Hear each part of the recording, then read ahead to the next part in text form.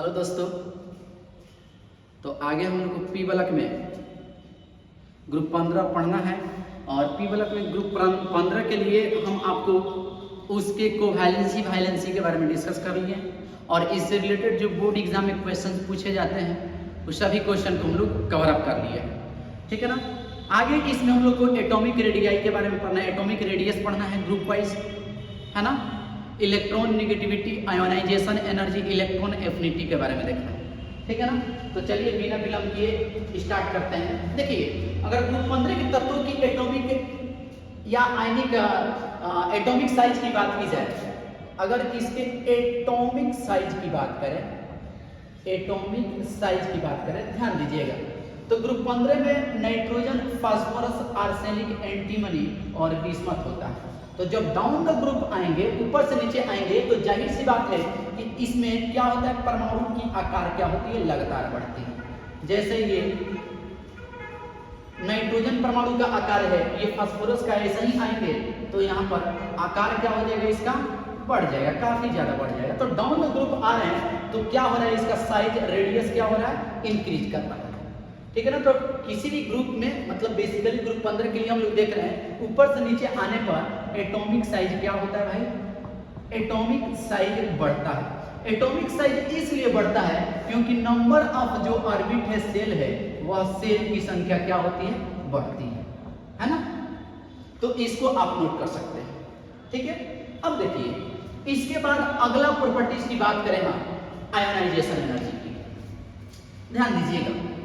अगर इसके ionisation energy की बात की जाए, next ionization energy, ionization energy मतलब आयनन ऊर्जा।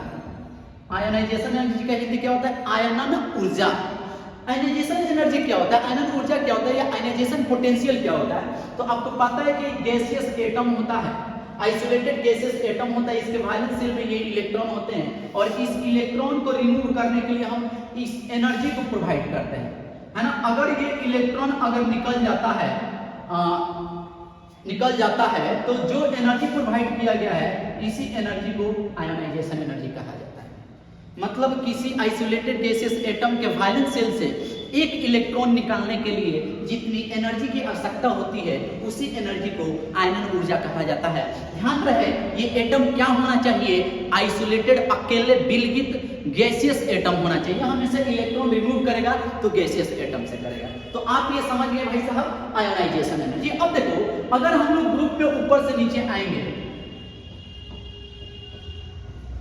अगर ग्रुप में ऊपर से नीचे आएंगे तो जाहिर सी बात है कि साइज बढ़ेगा। सर साइज बढ़ेगा, नाभिक से लास्ट इलेक्ट्रॉन की दूरी बढ़ेगा तो आसानी से इलेक्ट्रॉन निकल जाएगा। दैट मींस इसके आयनन एनर्जी क्या होंगे, घटेंगे। ठीक है ना। आयनाइजेशन एनर्जी क्या होगा, घटेगा। मतलब आयनाइजेशन एनर्जी जो है इनवर्सली क्या है, साइज है। अगर साइज बढ़ता है तो आयनाइजेशन एनर्जी क्या होगा साहब, घटेगा। ठीक है ना। तो ये आयनाइजेशन एनर्जी है। ठीक है ना, इसको आप नोट कर सकते हो। अगला हम लोग देखेंगे इलेक्ट्रॉन निगेटिविटी। इलेक्ट्रॉन निगेटिविटी, ध्यान दीजिएगा, इलेक्ट्रॉन निगेटिविटी, इलेक्ट्रो निगेटिविटी मतलब विद्युत ऋणात्मकता, है ना, इन से लिखते हैं। बेसिकली हम लोग अगर ऊपर से नीचे आते हैं तो इलेक्ट्रॉन निगेटिविटी बाबू मेरे घटता है ना। बेसिकली नाइट्रोजन का इलेक्ट्रॉन निगेटिविटी लगभग 3 होता है, फास्फोरस का 2.1 के आसपास होता है और इसका 1 पॉइंट आपका ये 2 पॉइंट के आसपास होता है और ये 1.9 के आसपास होता है, इसका भी 1.9 के आसपास होता है। तो बेसिकली ऊपर से नीचे आ रहे हैं तो इलेक्ट्रॉन निगेटिविटी का वैल्यू क्या हो रहा है, घट रहा है। ठीक है ना। तो ये इलेक्ट्रॉन निगेटिविटी का क्या है, सब ऑर्डर है, आप इसको भी नोट कर सकते हैं। ठीक है। अगला इलेक्ट्रॉन एफिनिटी को देख रहे हैं हम लोग। Electron affinity, electron affinity, affinity, है ना। इलेक्ट्रो एफिनिटी माने इलेक्ट्रो मतलब इलेक्ट्रॉन एफिनिटी मतलब अट्रैक्शन, मतलब जो इलेक्ट्रॉन को क्या करता है, अट्रैक्ट करता है, अट्रैक्ट करने की कैपेसिटी को दिखाता है, उसी को इलेक्ट्रॉन एफिनिटी कहा जाता है। ठीक है ना, मतलब आयनाइजेशन एनर्जी समझे हैं कि ये आइसोलेटेड गैसियस एटम था और इसमें इलेक्ट्रॉन को निकाल रहे थे, अब ये क्या करना है, इलेक्ट्रॉन को इसमें ऐड करना है ना। इलेक्ट्रॉन को ऐड करने के लिए जो एनर्जी प्रोवाइड होगी ना, उसी को क्या कहा जाता है, इलेक्ट्रो एफिनिटी कहा जाता है। और पूरे ज्ञात तत्वों में बाबू क्लोरीन का इलेक्ट्रॉन एफिनिटी क्या होता है, ज्यादा होता है, मतलब ये बाहरी इलेक्ट्रॉन को अट्रैक्ट करने के ज्यादा कैपेसिटी को दिखाते हैं। मतलब पूरे ज्ञात तत्वों में सबसे ज्यादा विद्युत इलेक्ट्रॉन एफिनिटी किसका होता है, तो क्लोरीन का होता है। उनमें इलेक्ट्रॉन को अट्रैक्ट करने का टेंडेंसी पूरे ज्ञात तत्वों में ज्यादा होता है। ठीक है, तो बेसिकली जब हम लोग ऊपर से नीचे आते हैं ग्रुप में, तो ऊपर से नीचे आते हैं तो इलेक्ट्रॉन एफिनिटी तुम्हारा क्या होता है, घटता है। इलेक्ट्रॉन एफिनिटी क्या होता है, घटता है। अब ये जो इलेक्ट्रॉन एफिनिटी जो है, ये साइड के व्युत्क्रमानुपाती होता है, जेड इफेक्टिव के समानुपाती होता है, इफेक्टिव न्यूक्लियर चार्ज के समानुपाती होता है, और ये डिपेंड करता है इलेक्ट्रॉनिक कॉन्फ़िगरेशन पर। अगर हाफ फील्ड, हाफ या फुल फील्ड इलेक्ट्रॉनिक कॉन्फ़िगरेशन रहे तो उसका इलेक्ट्रॉन एफिनिटी क्या होता है, कम होता है। तो इसको आप राइट डाउन करें।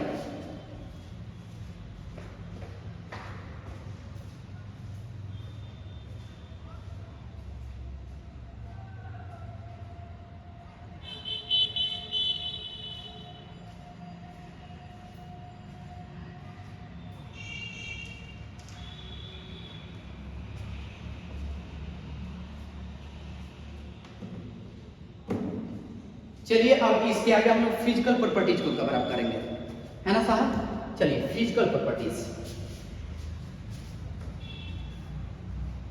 अगर हम फिजिकल प्रॉपर्टी की बात करें,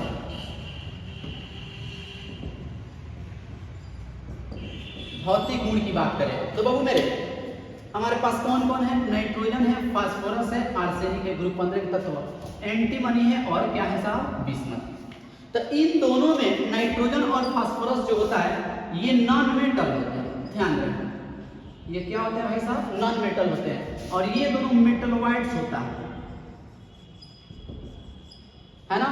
और ये क्या होता है साहब, टिपिकल मेटल बोलते हैं, या सिंपल आप बोल सकते हो कि ये क्या होता है साहब, मेटल होता है।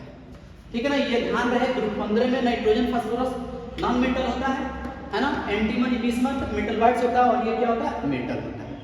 ठीक है, अब ध्यान दीजिएगा अगला पॉइंट, अगला पॉइंट ये है कि नाइट्रोजन का NN बॉन्ड और फास्फोरस के NN बॉन्ड में ज्यादा स्ट्रेंथ वाला फास्फोरस होता है ना, मतलब ये ओवरऑल क्या है साहब, बॉन्ड स्ट्रेंथ है, बॉन्ड स्ट्रेंथ।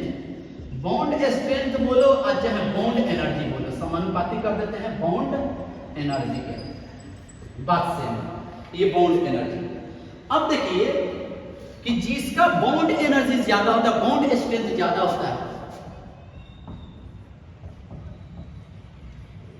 ध्यान रहे उसमें केटानेशन माने श्रृंखलन का गुण भी क्या होता है, ज्यादा होता है। इसीलिए नाइट्रोजन N2 के रूप में पाया जाता है और फास्फोरस P4 के रूप में पाया जाता है। क्वेश्चन मार्क यहाँ पर है कि ग्रुप 15 में नाइट्रोजन N2 के रूप में एग्जिस्ट करता है, जबकि फास्फोरस P4 के रूप में एग्जिस्ट करता है, क्योंकि फास्फोरस का PP सिंगल बॉन्ड नाइट्रोजन के NN सिंगल बॉन्ड से ज्यादा स्ट्रेंथ होता है, यही का बाउंड एनर्जी क्या होता है, ज्यादा होता है। यही कारण है कि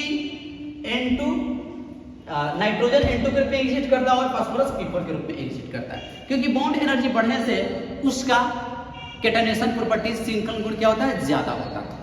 चीजें क्लियर है ना, आप इसको राइट डाउन कर सकते हैं, लिख लीजिए।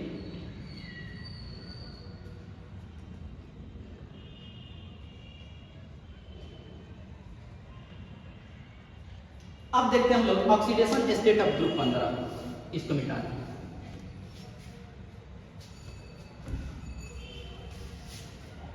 ऑक्सीडेशन स्टेट ऑफ ग्रुप 15,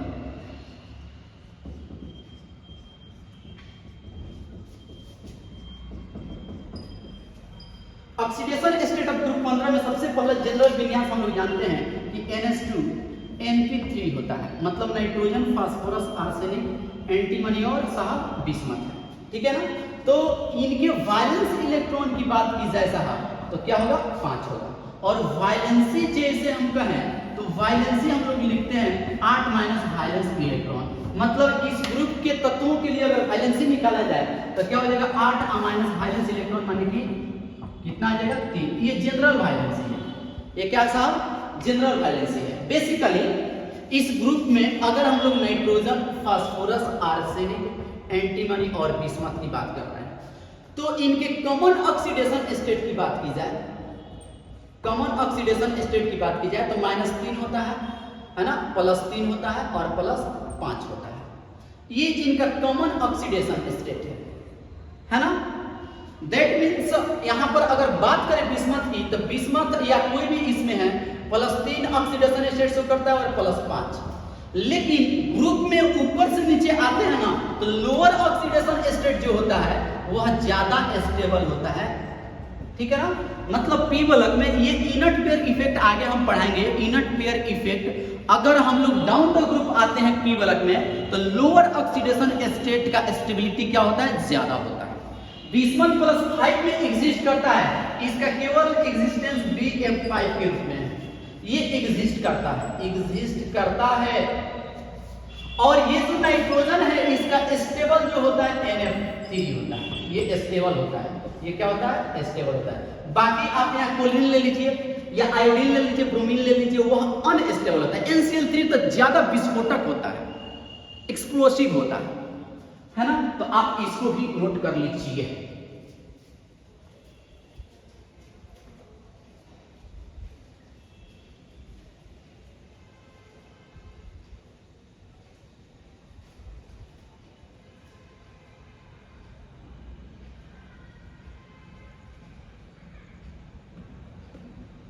चलिए हो गया ये। अब अगला पॉइंट, इसमें एक और पॉइंट को ऐड किया जाएगा भाई, इसको कर लिए साहब।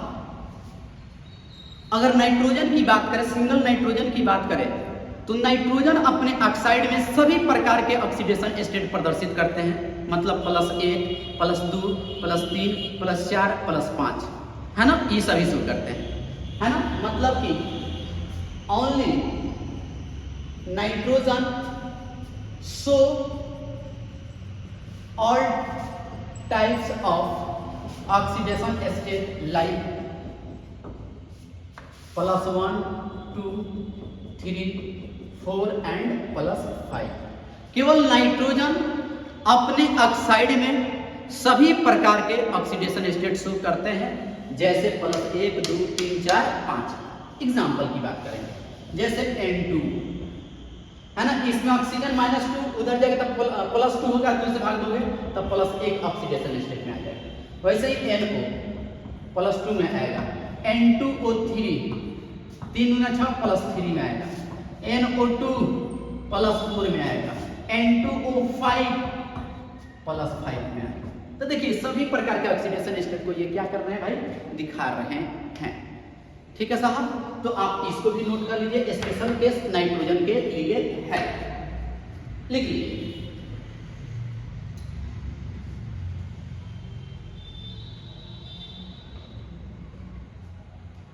एक पॉइंट यहां पर समझाना चाहेंगे, ये हो गया ना कि ये जो +3 है मतलब +2 और +5 इधर आ जाओ, ये इंटरमीडिएट ऑक्सीडेशन स्टेट है।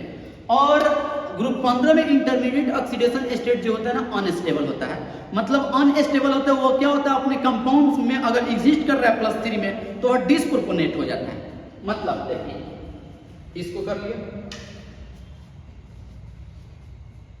मेरे कहने का मतलब है कि जैसे मान लीजिए HNO2 है ना, +3 में है, ठीक है। अगर इसको रेडली हीट किया जाए है ना कम टेम्परेचर पर ही, तो ये ब्रेक हो जाता है, ये क्या हो जाता है, डिस्प्रोपोर्शनेट हो जाएगा और ब्रेक हो जाएगा, टूट जाएगा। किसमें किसमें, तो भाई साहब HNO3 में और NO में, है ना। +3 में है तो 3 × 6 +5 में होगा, यहाँ +2 में, ठीक है ना। तो ये ध्यान रहे। अगर इसी प्रकार H3PO3 की बात करें 3 6 प्लस 3 में है, इसको रेडली हीट किया जाए तो ये ब्रेक हो जाता है H3PO4, मतलब +5 ऑक्सीडेशन स्टेट में है और +3 -3 में। देखिए इसी फास्फोरस का यहाँ पर ऑक्सीडेशन हुआ है, माने ऑक्सीडेशन स्टेट में वृद्धि हुआ है, और इसी का रिडक्शन हुआ है -3, मतलब +3 से -3 घटा है, +3 से +5 क्या हुआ है, बढ़ा है। तो इसको बोलते हैं कि ये जो हुआ है डिस्प्रोपोर्शनल रिएक्शन हुआ, डिस्प्रोपोर्शनेट हो गया। सेम केस यहाँ पर भी +3 से +5 हुआ है और +3 से +2 हुआ है, घट गया है। तो ऑक्सीडेशन रिडक्शन एक ही मेटल का एटम का हो रहा है, तो कहेंगे यहाँ पर ये जो है डिस्प्रोपोर्शनेशन रिएक्शन है, डिस्प्रोपोर्शनेट हो जाता है। इसको आप नोट कर लीजिए।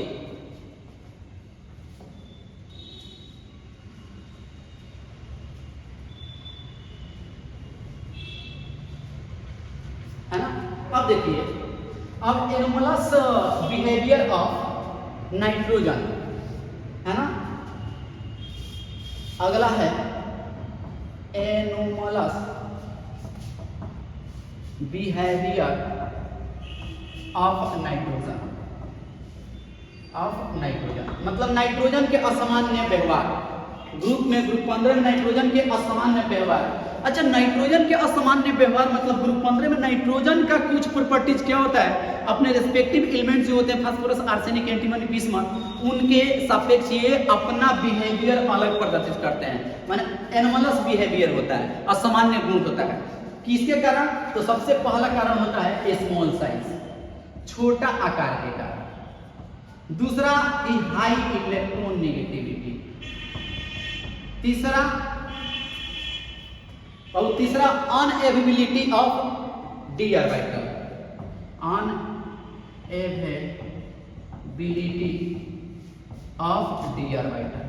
नाइट्रोजन के पास आपको पता है कि डी ऑर्बिटल नहीं होता है। बाकी फास्फोरस, आर्सेनिक, एंटीमनी जितना है सबके पास क्या होता है, डी ऑर्बिटल होता है, ठीक है ना। इलेक्ट्रॉन नेगेटिविटी अपने ग्रुप में सबसे ज्यादा नाइट्रोजन का होता है, बाकी का सबका कम होता है। इसका साइज सबसे छोटा होता है, बाकी का सब क्या होता है, बड़ा होता है। यही कारण है। और एक चीज है कि जो नाइट्रोजन है ना, नाइट्रोजन केवल पी पाई बॉन्ड फॉर्मेशन करता है, केवल पी पाई बॉन्ड फॉर्मेशन करता है। बाकी जितना है पी पाई के अलावा डी पाई बॉन्ड प्रदर्शित करता है, आपको ये पता है। अब अगला, इसमें डी ऑर्बिटल जब नहीं होता है, इसीलिए तो PF3 एग्जिस्ट करता है, लेकिन PF5 एग्जिस्ट करता है, लेकिन NF5 does not exist due to absence of D orbital. ये सब कुछ आपको बता दिया गया है भाई साहब, इसको भी आप नोट कर लीजिए।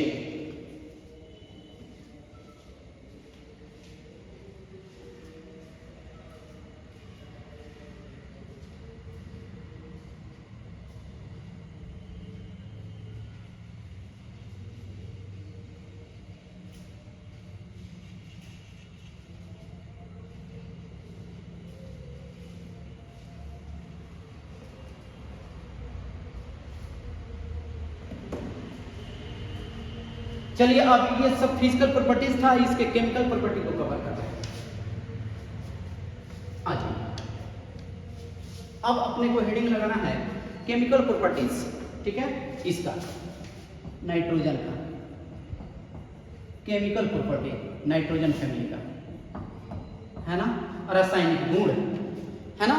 रासायनिक गुण में सबसे पहला हम रिएक्शन विथ हाइड्रोजन देख रहे हैं, रिएक्शन विथ हाइड्रोजन। अगर ग्रुप 15 के तत्वों के रिएक्टिविटी की बात करें, अगर ग्रुप 15 के तत्वों को E से रिप्रेजेंट कर दे, तो बाबू ये हाइड्रोजन से अभिक्रिया करके, हाइड्रोजन से अभिक्रिया करके EnH3 टाइप के हाइड्राइड बनाते हैं। मतलब यहाँ पर E बराबर होता है ग्रुप 15 के तत्व नाइट्रोजन, फास्फोरस, आर्सेनिक, एंटीमनी और क्या होगा साहब, बिस्मथ। जैसे यहाँ पर NH3 बनेगा, PH3 बनेगा, ASH3 बनेगा, मतलब EPC, ठीक है ना। तो इस तरह के ये कंपाउंड हाइड्राइड का निर्माण करते हैं। तो इतना आप नोट कर सकते हो। अब इसके बाद इन हाइड्राइडों के इन हाइड्राइडों के थर्मल स्टेबिलिटी के बारे में पढ़ेंगे कि थर्मल स्टेबिलिटी क्या होता है, डाउन द ग्रुप क्या होता है। तो इसमें पहला हाइड्राइड के नेचर को देखने के लिए हम लोग पहला देख रहे हैं हाइड्राइडों के थर्मल स्टेबिलिटी, तापीय अस्थायित्व। हिंदी क्या होगा साहब? तापीय अस्थायित्व। तापीय अस्थायित्व ध्यान दीजिएगा, अगर इनके हाइड्राइड में डाउन द ग्रुप आए,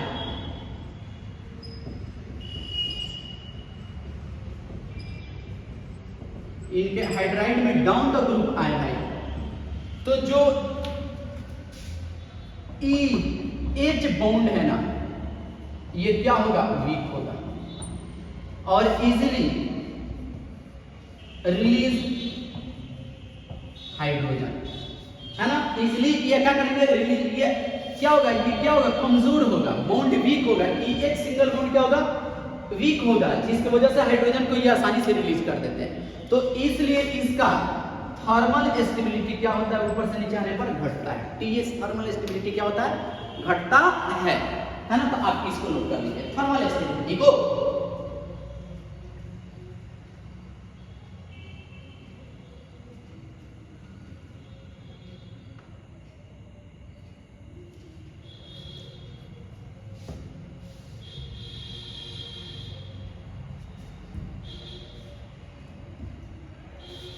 अगला लेविस बेसिक कैरेक्टर, ध्यान दीजिएगा।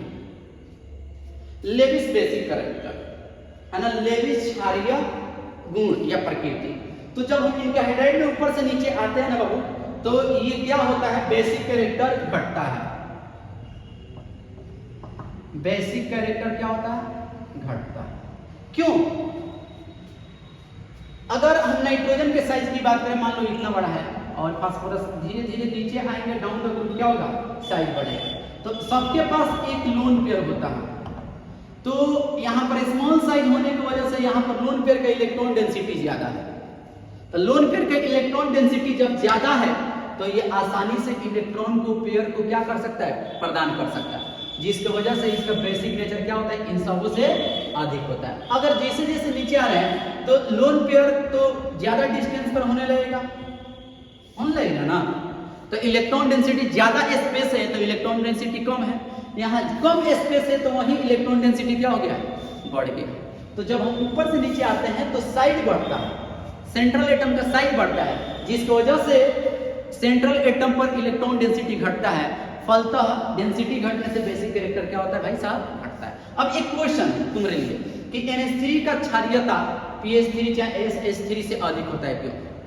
ठीक है ना। तो NH3 में नाइट्रोजन परमाणु का छोटा आकार होने की वजह से, छोटा आकार होने के वजह से इन पर इलेक्ट्रॉन डेंसिटी अधिकतम होती है, जिसकी वजह से ये आसानी से अपना लोन पेयर को प्रदान करते हैं। इसलिए NH3 की क्षारीयता इनके अपेक्षा क्या होता है? अधिक होता है। तो ये जो बोले हैं ना, इसको बार बार पढ़ के और क्वेश्चन बना के लिख भी लेना है, ठीक है ना। तो ये इसका लेविस बेसिक कैरेक्टर है, नोट कर लो।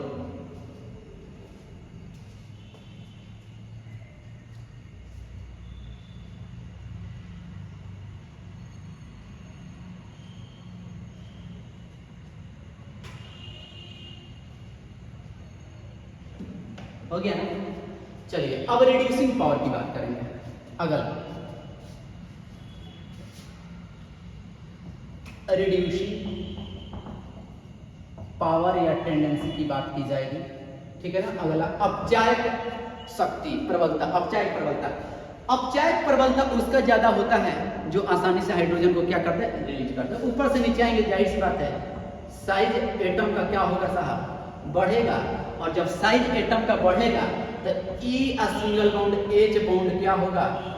कमजोर होगा, वीक होगा, जिसके वजह से इजीली रिलीज हाइड्रोजन। इसलिए इसका ऊपर से नीचे आएंगे तो रिड्यूसिंग पावर आरपी क्या होगा? बढ़ेगा। ऊपर से नीचे आने पर आरपी क्या होता है? बढ़ता है। तो इस चीज को आप कर लो, तो लिख लो।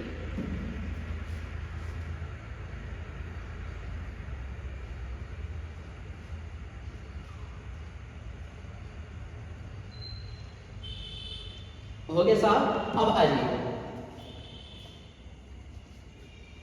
अब हम बात करेंगे हाइड्रोजन बॉन्डिंग की, हाइड्रोजन बॉन्डिंग, ठीक है ना। अगला hydrogen bonding,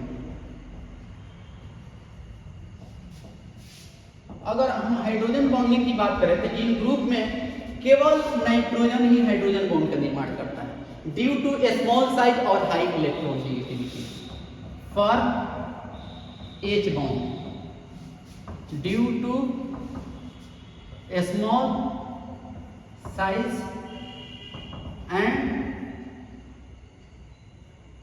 high electron negativity. बाकी में हाइड्रोजन बॉन्ड नहीं होता है, नॉट फॉर हाइड्रोजन, ठीक है ना, क्योंकि बड़ा साइज होता है और उसके अलावा इलेक्ट्रॉन नेगेटिविटी का वैल्यू भी क्या होता है, कम होता है। तो एक क्वेश्चन ये है कि ग्रुप 15 में केवल नाइट्रोजन ही हाइड्रोजन बंध बनाता है, क्यों? क्योंकि नाइट्रोजन का केवल ग्रुप 15 में केवल नाइट्रोजन ही हाइड्रोजन बॉन्ड का निर्माण करता है, क्योंकि इसका आकार छोटा तथा उच्च विद्युत ऋणात्मकता होता है। सिंपल है ना। क्वेश्चन क्या कि ग्रुप 15 में केवल नाइट्रोजन ही हाइड्रोजन बॉन्ड का निर्माण करता है, क्यों? तो ग्रुप 15 में केवल नाइट्रोजन ही हाइड्रोजन बॉन्ड का निर्माण करता है क्योंकि इसका आकार छोटा तथा विद्युत ऋणात्मकता इलेक्ट्रॉन नेगेटिविटी उच्च होता है ना। आप इसको नोट कर लीजिए, हो गया है। अब देखो इसी पर हम आपको बताएंगे एक चीज, बॉइलिंग पॉइंट के बारे में ध्यान दीजिएगा। अगर इनमें बॉइलिंग पॉइंट की बात की जाए, अगला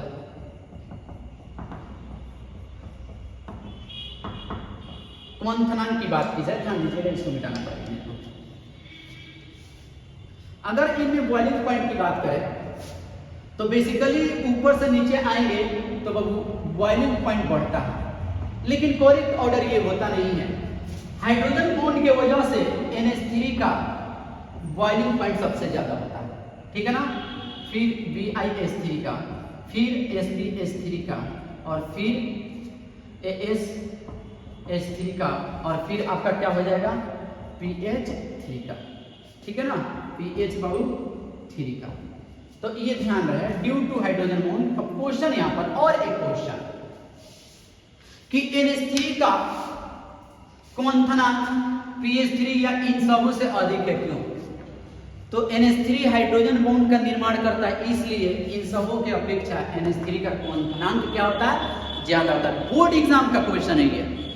क्वेश्चन क्या है साहब कि NH3 का क्वथनांक BiS3, SbS3 या PH3 के अपेक्षा अधिक होता है, क्यों?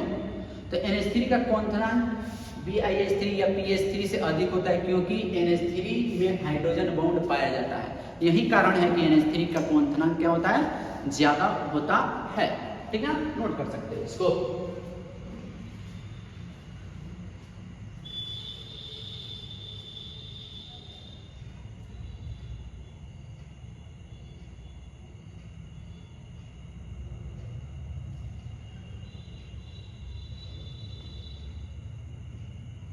हो गया।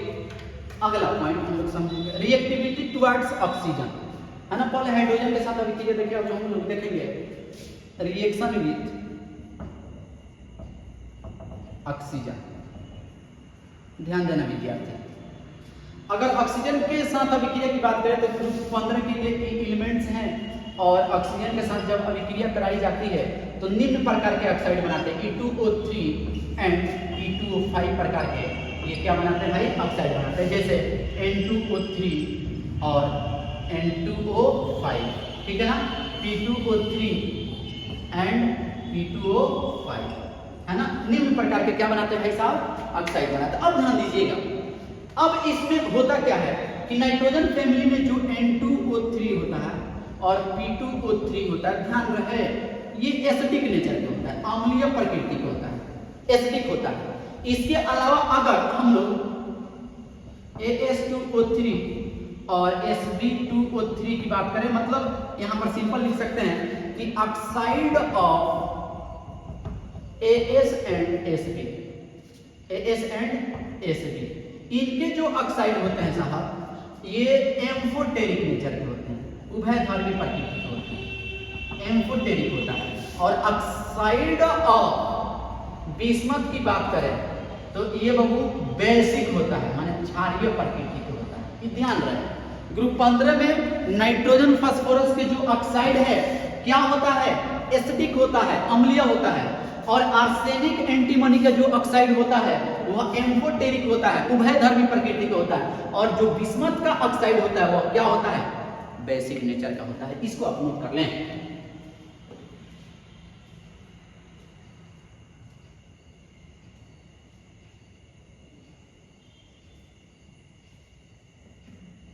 हो गया। अब हाइड्रोजन के साथ अभी देखेंगे इसमें रिएक्शन विथ ऑक्सीजन हो गया। अब हैलोजन, हैलोजन मतलब ये एलिमेंट्स ग्रुप 15 के जो तत्व है वह हैलोजन से क्रिया करके निम्न प्रकार के हैलाइड बनाते हैं, EX3 एंड EX5। मतलब हैलोजन X के जगह पर फ्लोरीन, क्लोरीन, ब्रोमीन, आयोडीन होता है। ई एलिमेंट्स ग्रुप 15 के तत्व है, मतलब कि nitrogen, phosphorus, arsenic, like NCl, NF3 है ना, और PF5, ठीक है ना। याद रहे कि EX5 प्रकृति के जो हैलाइड बनता है केवल किसको छोड़कर, तो एक्सेप्ट नाइट्रोजन। क्यों नाइट्रोजन को छोड़कर साहब, क्योंकि नाइट्रोजन में वैकेंट डी ऑर्बिटल नहीं होता, ये अपने शरीर तक प्रसारित नहीं कर पाता, एक्सपांड नहीं कर पाता है, विकसित नहीं कर पाता है, ठीक है ना। ये बातें हम लोग पढ़ चुके हैं, है ना। तो ध्यान रहे NF3 जो बनता है ना वह स्टेबल बनता है। ये NF3 जो बना है क्या होता है साहब, स्टेबल होता है। और स्टेबल BiIF5 बनता है, ये भी क्या होता है, स्टेबल होता है, ठीक है ना। आप इसको नोट कर लो।